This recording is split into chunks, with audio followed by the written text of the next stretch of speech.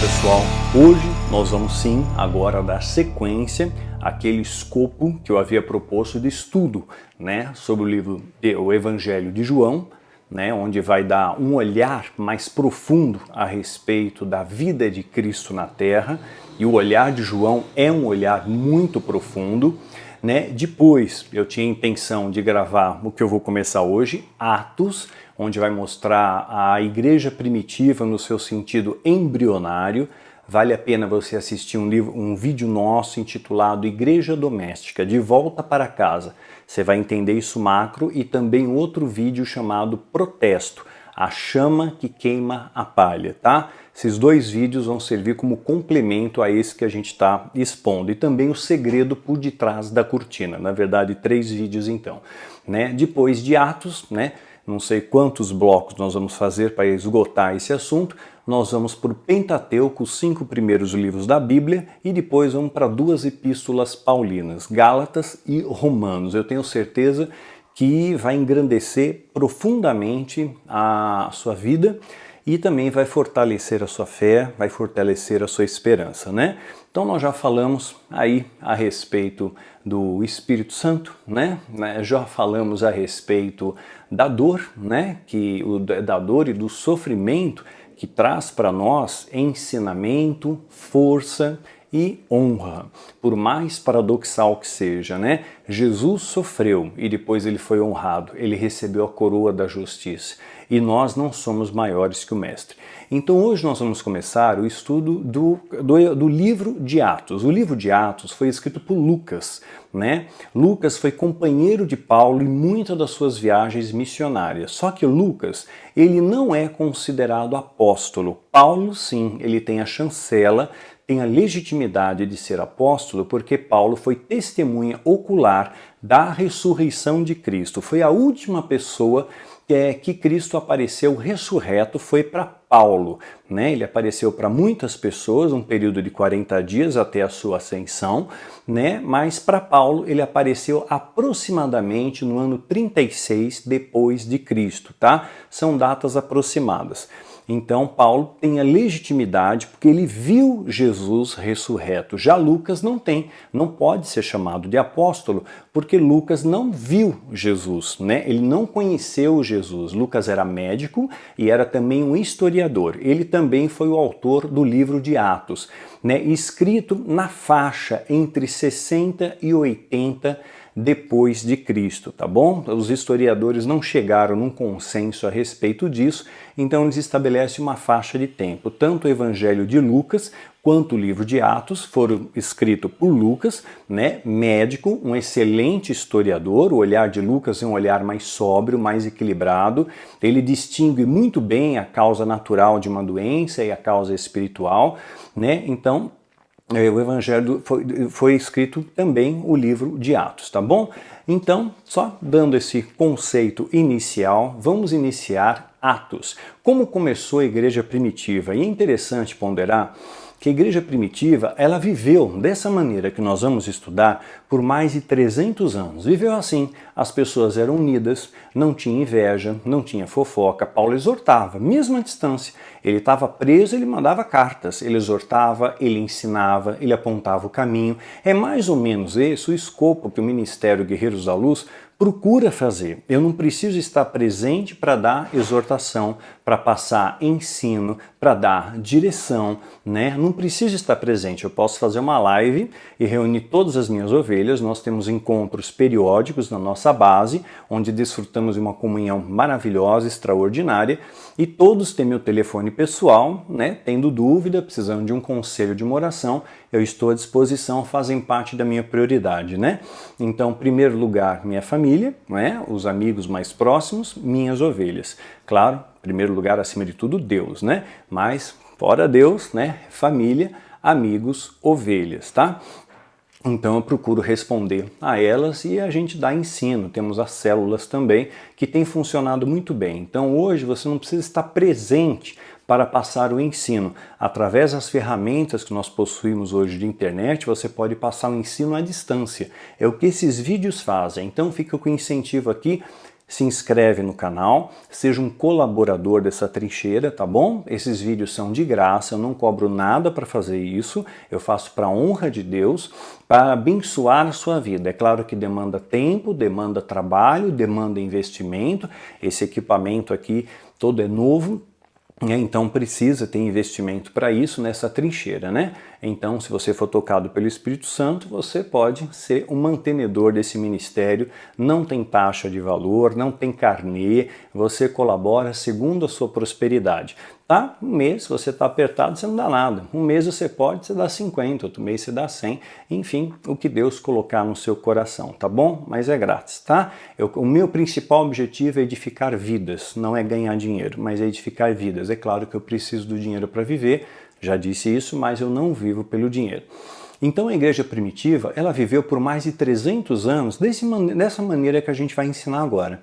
Ela mudou somente depois de Constantino, né? Constantino torna o cristianismo a religião oficial do Império Romano no ano 313 depois de Cristo, através do Edito de Milão.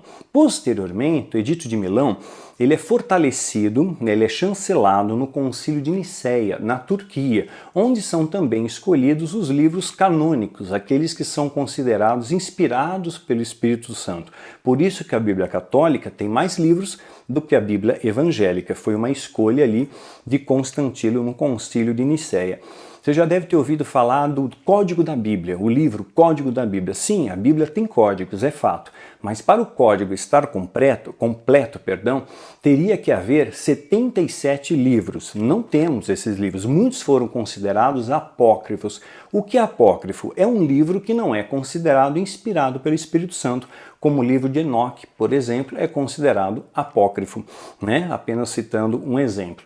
Mas o livro de Enoque tem 3 versões. A versão etíope, ela é muito interessante do contexto histórico, né? Ela é muito parecida, tem muitos dados semelhantes à Epístola de Judas, a 2 Pedro. Então, como conhecimento vale. Tem até uma Bíblia de apócrifos, né? Vale a pena você ter como conhecimento, não como salvação. Eu acho que o que foi escolhido está de bom tamanho. Deus não permitiu entrar os 77 livros justamente para que você não decodificasse. Esses códigos pertencem a Deus, né? O ser humano não vai ter acesso a isso. Tá? As coisas encobertas pertencem ao Senhor, as reveladas a nós. Lá na eternidade a gente fica sabendo. Então, propositalmente, está incompleto, né? Então, não que os livros que não sejam inspirados pelo Espírito Santo, tá bom? Eu, inclusive, gravei um vídeo chamado A Bíblia Foi Adulterada? E aí você vai entender que a Bíblia, ela manteve o seu propósito de trazer ensino, de trazer conhecimento, e a mensagem do amor está preservada de Gênesis a Apocalipse. Não há problema algum, tá bom? Então, continua seguindo as orientações que a Bíblia te dá. Ela é a nossa bússola, ela é o nosso referencial, ela é o nosso esteio. Vamos entender como é que começou a igreja primitiva. Durou 300 anos assim, 300 anos sem dízimo, 300 anos sem títulos, sem ato profético, sem se meter com política, 300 anos sem palhaçada, sem pão e circo. Aí com Constantino, é claro, contamina o sistema religioso, joga a gota de veneno na água. E aí começou a entrar no nosso meio santos, indulgências, terço bizantino, novena e uma série de outras coisas, né? Então o cristianismo foi contaminado, até que Lutero faz a reforma protestante, só que aí divisões de novo. Hoje temos milhares de divisões no nosso meio, né? Várias placas diferentes, muros diferentes, e as pessoas brigam até por causa disso, mas no céu vai ter um só povo, um só Deus, tá? É importante ponderar isso. Então vamos resgatar os valores da igreja primitiva, vamos compreender como é que funcionava. Vou ler aqui o capítulo 1 do livro de Atos. Em meu livro anterior, Teófilo, escrevi a respeito de tudo que Jesus começou a fazer e ensinar, até o dia em que foi elevado ao céu. Lembrando que naquela época, quem escrevia, né, eram os escribas, tá? Eles eram ditados por Paulo. Por exemplo, Paulo ditava e o escriba escrevia. Era assim que era. Havia uma profissão que era de escriba, tá? Até o dia em que foi elevado ao céu. Depois de ter dado instruções por meio do Espírito Santo, que a gente falou anteriormente, aos apóstolos que havia escolhido. Presta atenção aqui. Para quem que Jesus deu instrução? Aos apóstolos que ele havia escolhido. Então essas instruções são para os eleitos. O que Jesus está ensinando, né, e vai ensinar hoje para você, é para os eleitos, quem tem o Espírito Santo e que tem vida com Deus. Se você não tem o Espírito Santo e não tem vida com Deus, não tem intimidade com o Senhor, esse vídeo vai ser vazio para você, você não vai entender nada, você vai reclamar e vai dizer até que Daniel é satanista, como disseram que Jesus tinha parte com Beelzebul e o crucificaram, tá bom? Estou acostumado e vou continuar falando a verdade. A verdade é amarga, eu sei, mas ela te liberta, né? Então, Jesus deu instrução aos apóstolos que ele havia escolhido, não deu instrução para qualquer um, tá bom? Então, não foram todos. Depois do seu sofrimento, Jesus sofreu, nós não somos maior que o Mestre, nós também sofremos. E o sofrimento nos ensina, viu? Eu tenho aprendido isso na minha vida. O sofrimento traz ensinamentos profundos em nossa vida, traz reflexões, traz fortalecimento emocional e é importante também, tá? Fica a dica que você cuide da sua saúde emocional, tá? Não deixa isso de lado não, tá bom? A gente tem dor de dente, vai no dentista, a vista tá embaçada, vai no oftalmo, tem dor de estômago, vai no gastro, mas quando tem algum problema mental, a gente tem muito tabu ainda, precisamos de saúde mental também, tá? E hoje eu louvo a Deus que tem muitos ministérios, muitas igrejas abrindo portas para isso. Não para pastores apenas falarem do ponto de vista teológico, mas para médicos, psiquiatras falarem que têm propriedade, têm entendimento, estudaram anos para isso. Terapeutas falarem para poder trazer esclarecimento à população. Eu louvo a Deus por isso e sempre que mandarem para mim o banner, eu vou divulgar, tá bom? Que é para a honra do Cordeiro e é para o bem do povo também. Depois de seu sofrimento, Jesus apresentou-se a eles. Eles deu muitas provas indiscutíveis que estava vivo. Dentre elas, ele comeu com eles, né? Quer uma prova mais material com essa? Jesus comeu, encheu a barriga. Apareceu-lhes por um período de 40 dias. Esse número 40 aparece muitas vezes na Bíblia. Então a Bíblia sim tem seus códigos, tem seus números. E o diabo tudo copia, né? Ele não cria, ele copia. Então a numerologia cabalística, satânica, que é adotada pela alta magia, ela é um plágio da numerologia de Deus, dos números divinos, só que eles deformam, readaptam aquilo e inserem conceitos que não são os conceitos de Deus, né? Então eles deformam a verdade, eles contaminam a verdade. Então o número 40, o número 7, o número 3 vai aparecer muitas vezes na Bíblia, é só você reparar. Tem significados isso, mas é um assunto tão complexo que eu acho que é desnecessário abarcar isso em vídeo, tá? Talvez mais para frente a gente abarque nos cursos online. Aí eu tenho mais liberdade para falar e aqui eu não sei para quem eu estou falando, eu posso estar falando para neófitos, né, novos convertidos.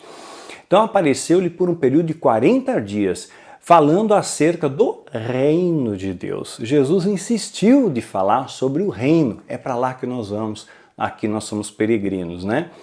Então, lembrando, Paulo será o último a ver Jesus em meados do ano 36 depois de Cristo.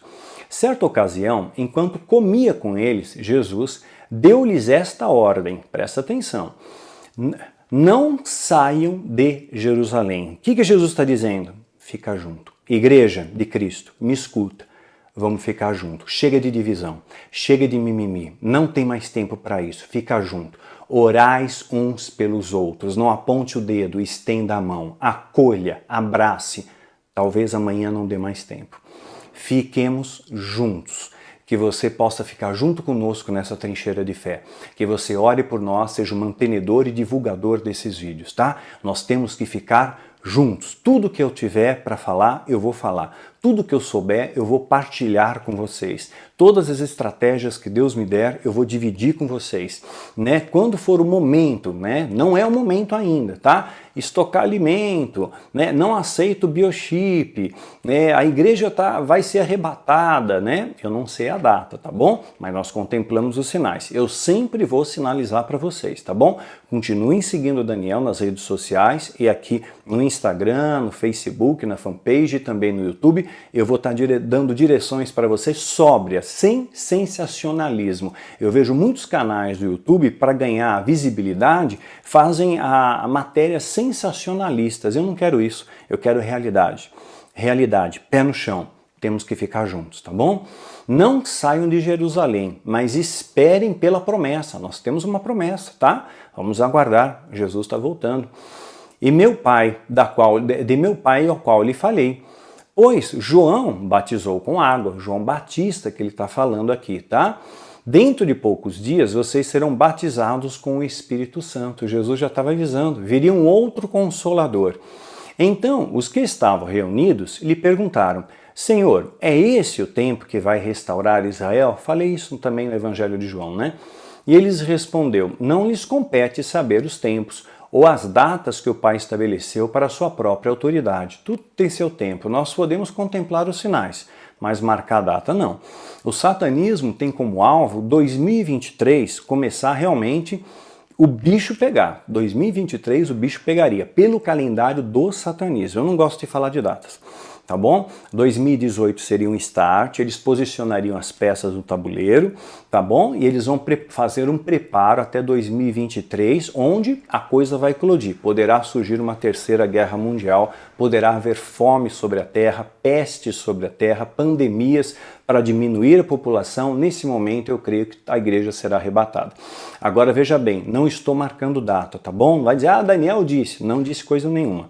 Tá? Eu não estou marcando data, estou simplesmente dizendo que na cronograma do satanismo eles têm um prazo, eles têm metas para cumprir. Se Deus assim permitir, assim acontecerá. Até o presente momento, tudo que eles tinham planejado aconteceu. Tudo, sem exceção, está funcionando como uma engrenagem. Se você ver o vídeo Filho do Fogo, Profecia Cumprida, você vai entender o que eu estou te falando, né? Então, todas as plataformas estão prontas. Deus está permitindo. Deus é o Senhor do tempo. Ele pode dilatar esse tempo. Ele pode acrescentar em 10 anos, ou ele pode diminuir o tempo. Deus é o Senhor do tempo, tá bom? Então não se paute em datas, não vai fazer aquele crediário, né, em 1000 parcelas, eu vou para arrebatado mesmo, hasta la vista a dívida. Não faça isso. Eu estou apenas comentando aqui o alvo que eles estão perseguindo. Até lá, tem que haver paz na área de conflito ali entre israelenses e palestinos para favorecer a reconstrução do terceiro templo. Está tendo muito apoio e muitas articulações de paz. Ali é um dos principais sinais. A figueira floresce, 70 anos o Estado de Israel, de 48 a 2018. Tanta coisa acontecendo, as luas de sangue, vale a pena você ver a série Apocalipse, são 3 vídeos, complementa para você, tá bom? Então Jesus já está dizendo, não compete nem a você, nem a mim, marcar data, não compete isso, mas receberão poder quando o Espírito descer sobre vós, e serão minhas testemunhas em Jerusalém, em toda a Judéia e Samaria, e até os confins da terra. E esse poder vem do grego dunamis, é a capacidade de você fazer qualquer coisa em nome dele, pela autoridade dele. Tudo posso nele que me fortalece, desde que seja legítimo. Porque se você pedir coisas ilegítimas, Deus não vai te atender, tá bom? Então tem coisas que a gente tem que passar. Deus me cura. E se o propósito for não curar? Não curou Eliseu? Eliseu morreu da doença que ele tinha, né? E se não for propósito de Deus te manter nesse emprego? Às vezes há tempestades que te levam a praias que você jamais chegaria se não passasse pela tempestade, não é? Tendo dito isso, foi elevado às alturas, enquanto eles olhavam uma nuvem e encobriu a vista deles. Eles ficaram com os olhos fixos no céu enquanto ele subia.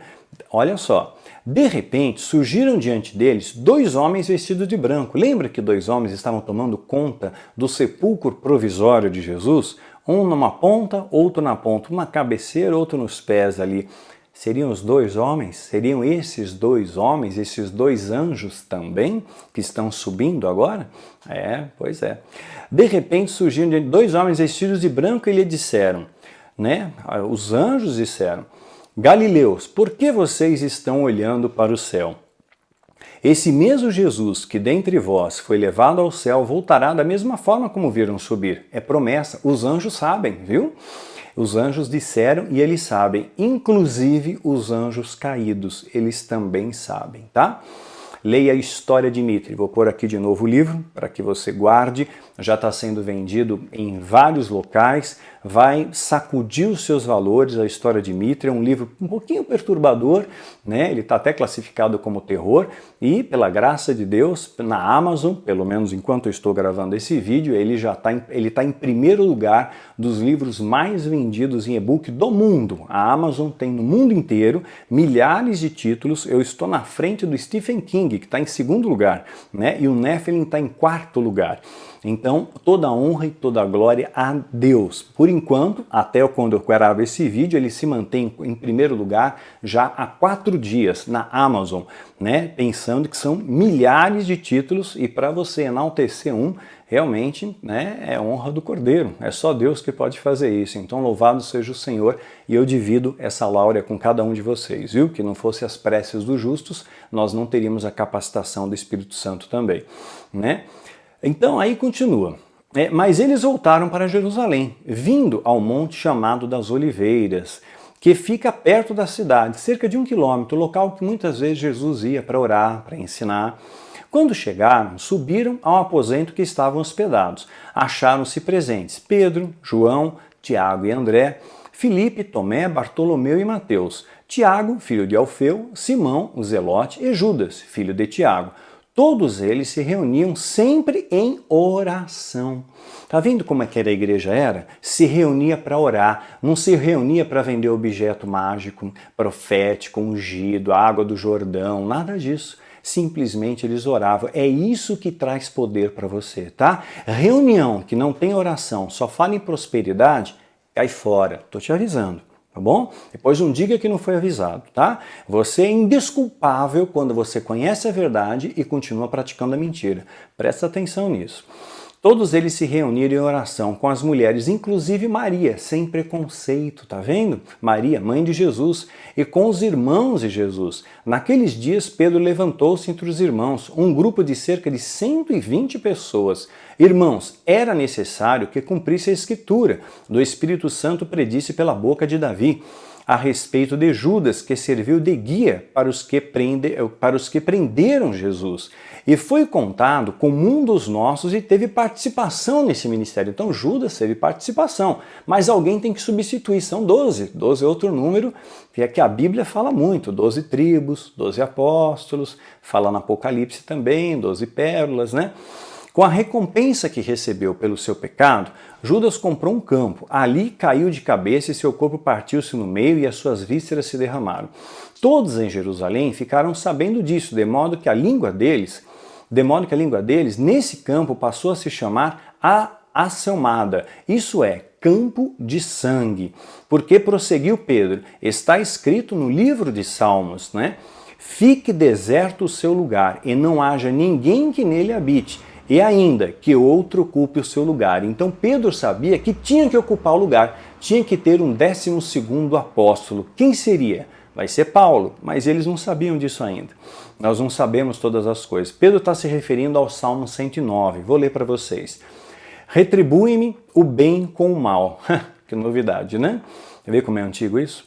A minha amizade com ódio. Eu sofro isso tantas vezes. E já sofri também. E certamente você também. Designe-se um ímpio como seu oponente. À sua direita esteja um acusador. Está perto. A cobra está perto de você, mais perto do que você possa imaginar, né? Seja declarado culpado do julgamento e que até a sua oração seja considerada pecado. Seja a sua vida curta e outro ocupe o seu lugar. É isso que Pedro está se referindo. Salmo 109, de 5 a 8. Portanto, Pedro continua, é necessário que escolhamos um dos homens que estiveram conosco durante o tempo que o Senhor Jesus viveu entre nós. Vê a condição? É necessário que a gente escolha alguém que viveu conosco o tempo de Jesus, né? O tempo que viveu entre nós. Essa é a chancela do apóstolo, tá? Desde o batismo de João até o dia em que Jesus foi levado dentre nós às alturas. Essa é a marca apostólica. Se você não foi testemunho ocular da ressurreição de Cristo, você não teve um contato com Cristo, você não pode ser apóstolo. Por isso que Judas não é apóstolo, por isso que o evangelista Marcos não é apóstolo, não teve contato com Jesus. Embora 500 pessoas vissem a ascensão, dentre eles Barnabé, que tem a legitimidade de ser chamado apóstolo, né? Não, os outros não têm. Tá? Então os apóstolos de hoje são fraudulentos. Muitos aceitam o título para afagar o ego, ou porque, tá todo mundo apóstolo, eu vou ser apóstolo, ou foi enganado, mas muitos conhecem a verdade e fazem questão de praticar a mentira. Conhecem a Bíblia e usam da mentira como subterfúgio apenas para dizer, eu tenho um título maior que o seu. Mentira, engano do diabo, a chancela é essa, só teve 12, tá?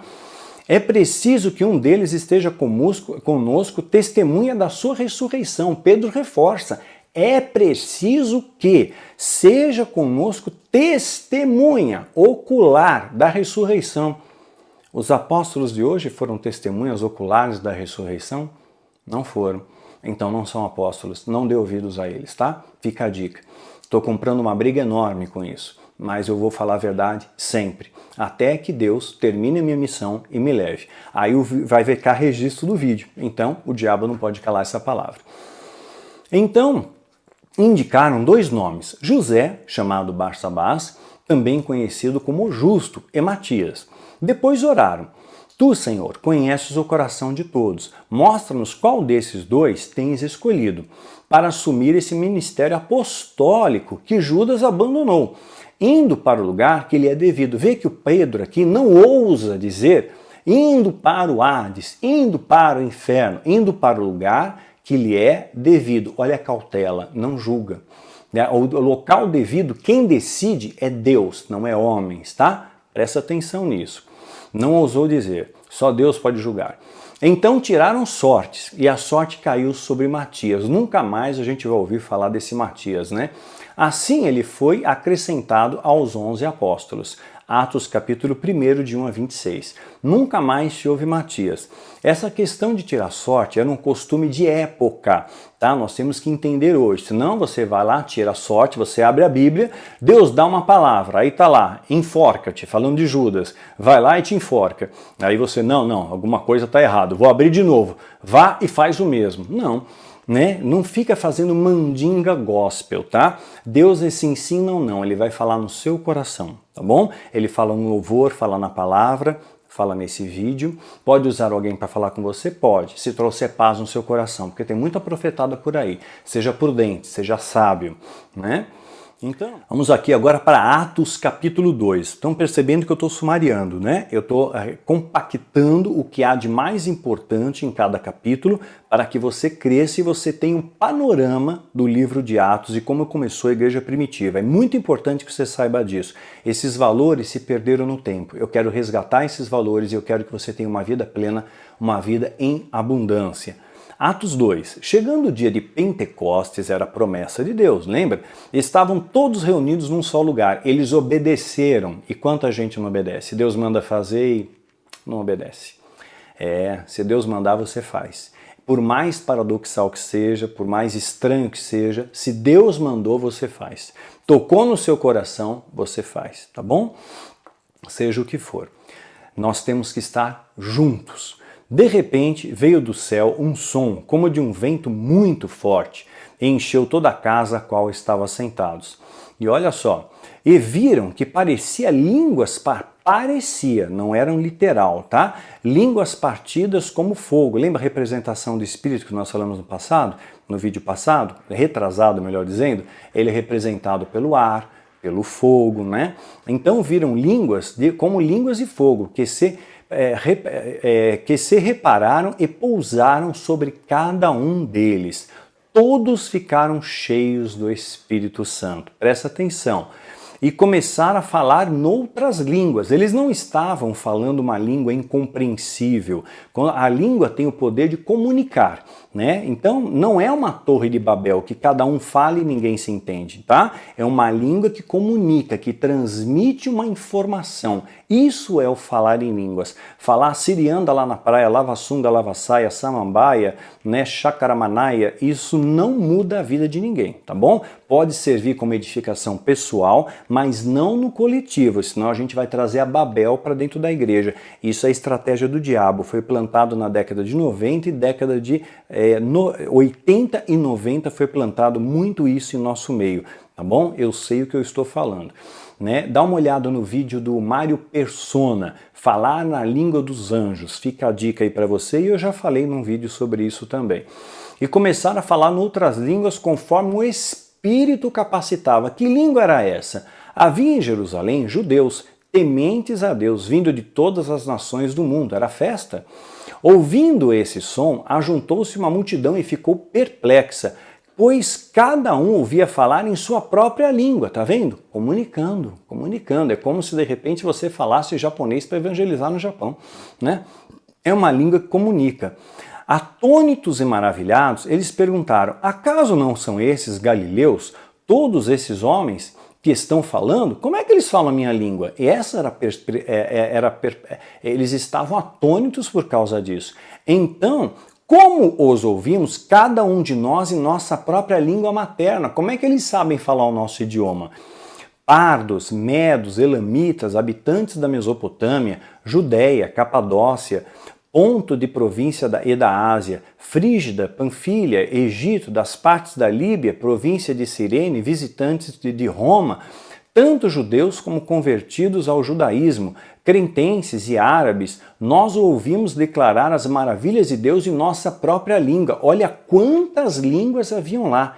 E eles estavam falando essa multiplicidade de línguas.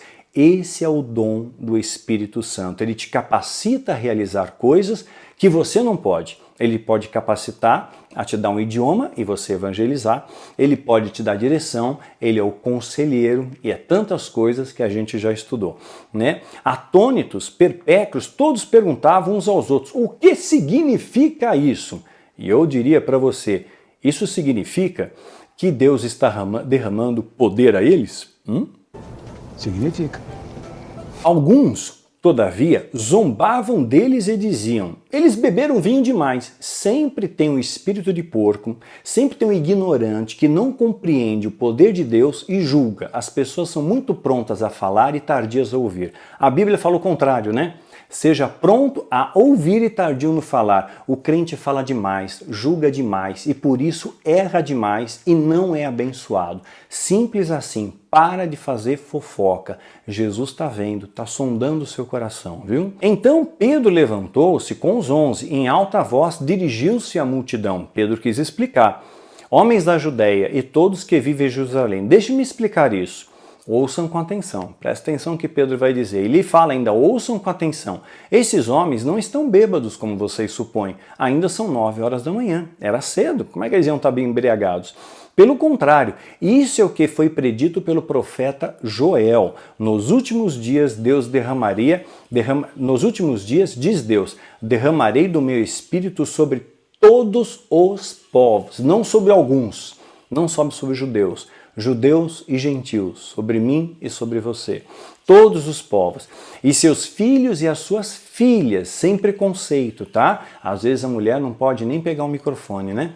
Filhos e filhas, e profetizarão, e os jovens terão visões verdadeiras, legítimas. Jovem, não despreze, não permita que desprezem a sua mocidade.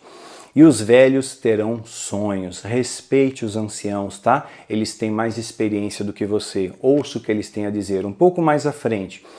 Portanto, de todo Israel, fique certo disso. Fique certo disso. Esse Jesus a quem vocês crucificaram, e Jesus continua sendo crucificado hoje, Deus o fez Senhor e Cristo, e Messias, e ungido. É isso que ele está dizendo. Quando ouviram isso, os seus corações ficaram aflitos e eles perguntaram a Pedro e aos apóstolos: irmãos, o que faremos? Ou seja, lascou, né? E essa frase, o que faremos, sabe onde essa frase vai ser repetida? Na grande tribulação. Tenho certeza disso. Na hora que o bicho pegar, o povo vai dizer, e agora? O que faremos? Agora você enfrenta a consequência. Escolha e colheita. Suas escolhas determinam a sua colheita. Então pensa bem no que você vai fazer. Pensa bem no julgamento. Pensa bem na fofoca. Se você tem poder de fazer o bem e ajudar alguém, ajuda. Oferta, investe, dedica seu tempo, ora mais a Deus, jejua, estuda a palavra. Sabe, o que você está fazendo com o seu tempo? Ficando o tempo todo na internet? Para pensar, né? Vamos fazer a coisa certa, né? E muita gente vai dizer, né, vai fazer essa pergunta, o que faremos? Ou seja, e agora, José? A coisa pegou fogo, agora a coisa lascou, né? Pedro respondeu, arrependam-se cada um de vocês e seja batizado em nome de Jesus Cristo. Então arrependimento é a chave. Você fez um monte de bobagem, arrependeu-se, de verdade, genuinamente, Deus perdoa. Aquele que confessa os seus pecados e os deixa, alcança misericórdia. Mas existe uma grande dificuldade do crente, especialmente líderes, de pedir perdão e ter humildade de dizer que errou.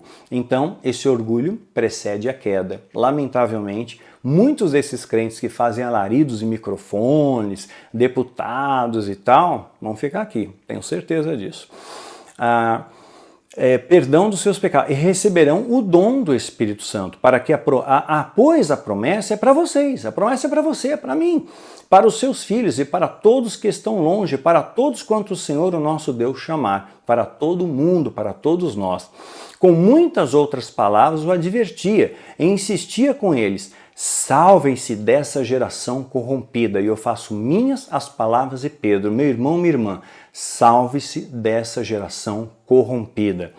Os que aceitaram a mensagem foram batizados, e naquele dia houve um acréscimo de cerca de 3.000 pessoas. Presta atenção, Pedro não ameaçou com a maldição, Pedro não prometeu uma bênção para quem aceitasse Jesus, Pedro não prometeu prosperidade, cura, unção, ele pregou a palavra e a palavra converteu 3.000 pessoas.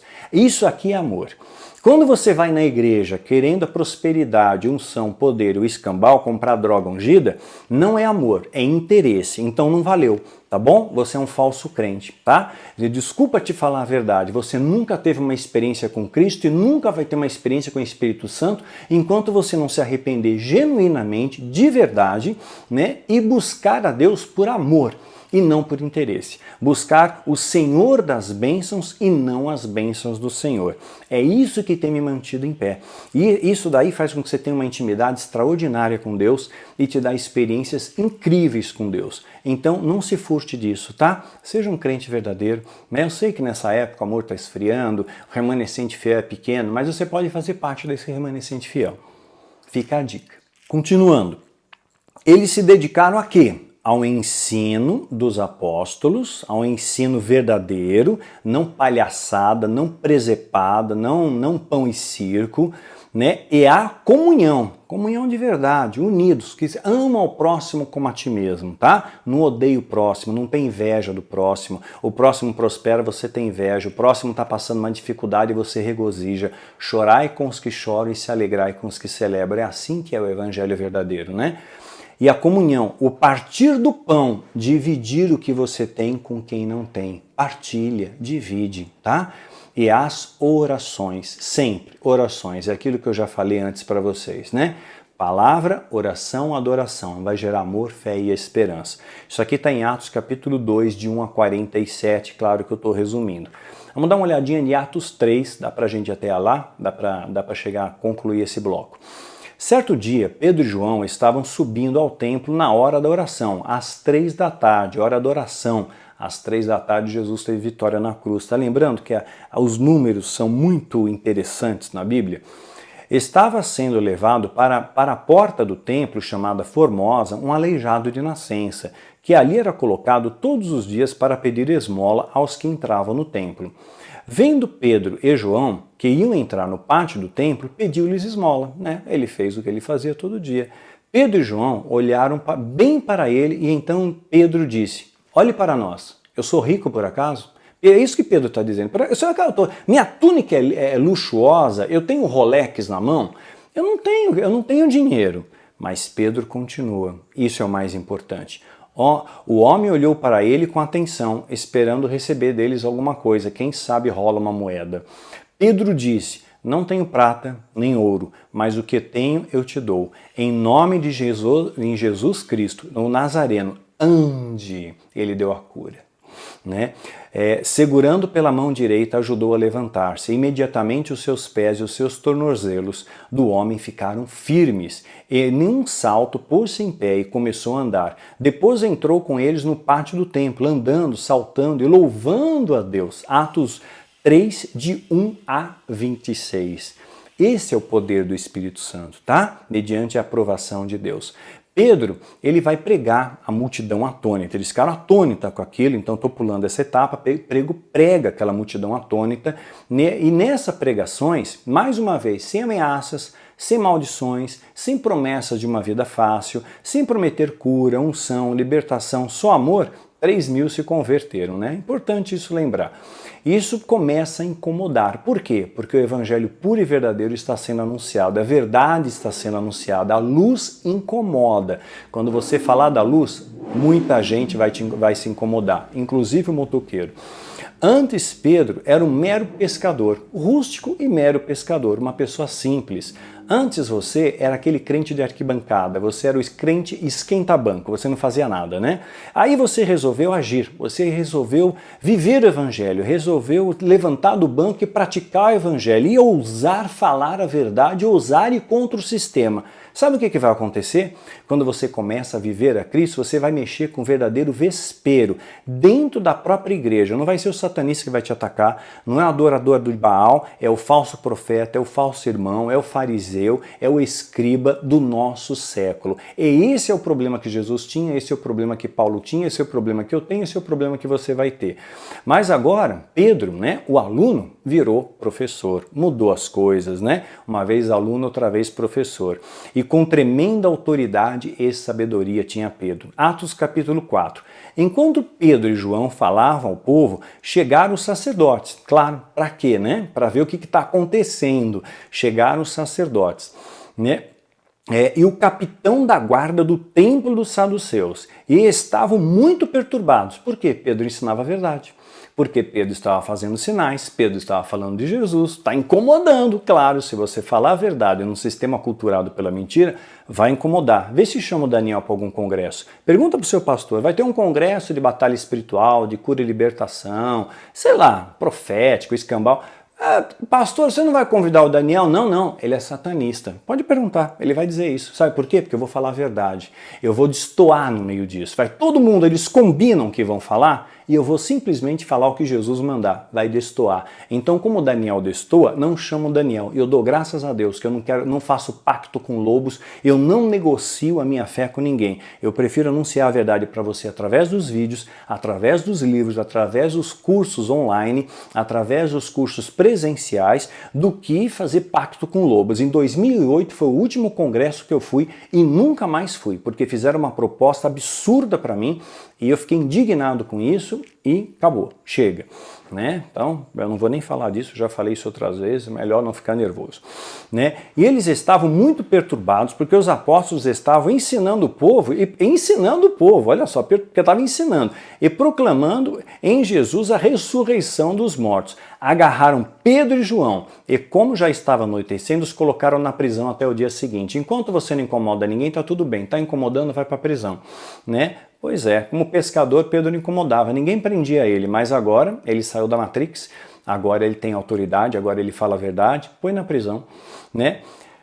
Pois é, mas muitos dos que tinham ouvido a mensagem creram, chegando ao número de homens que creram perto de 5.000. Mesmo preso, a mensagem continua ecoando. Não vão calar essa voz, não permita que calem a sua. Quanto mais as pessoas me criticam, quanto mais fazem vídeos, quanto mais mimimi, porque tem um monte de boato aí a meu respeito, né? Mais seguidores eu tenho, mais pessoas agregam nessa trincheira, mais seguidores no YouTube, mais seguidores no Instagram. Então não adianta, né? Eles se debatem embaixo da água, se debatem e afundam por si mesmo, né? Então, não adianta, podem falar de mim quanto quiser. Deus é comigo. Se Deus é por mim, quem será contra mim? Se Deus é por nós, quem será contra nós? Sempre Deus vai me honrar e sempre Deus me honrou. Mesmo nas lutas que eu atravesso, eu tudo dou graças, tá?